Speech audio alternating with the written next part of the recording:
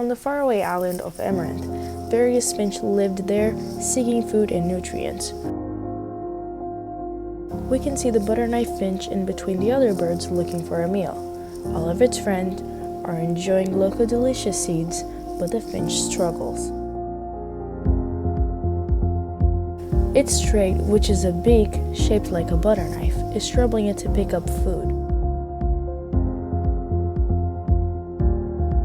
There are barely any seeds left, since the other finches already ate it, and the butter knife finch ends up left with no food, since it couldn't pick up any with his beak. Due to the trait it has, it was unhelpful in the environment it lives in. The butterknife finches decreased rapidly.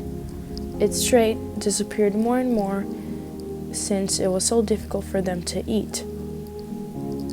That made it so the finches with butterknife beaks would get extinct, and that is what happened.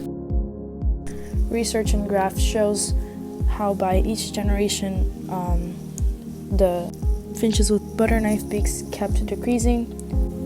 The clothespin also definitely decreased a lot since it was quite difficult for them to eat, but not as much as the butterknife one. But they did proceed to grow their population.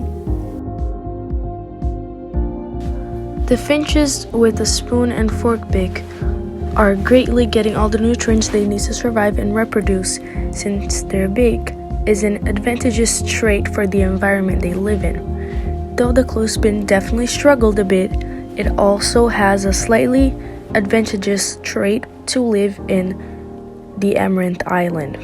Besides the butterknife finch that got extinct, the other finches with the other traits kept greatly increasing and reproducing.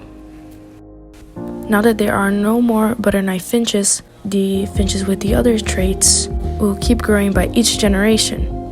And if their environment changes, a natural selection could happen once again, because that is the reason your trait is not very much advantageous for the environment you live in. That can cause trouble and get your trait to go extinct, and will make your species grow by each generation differently.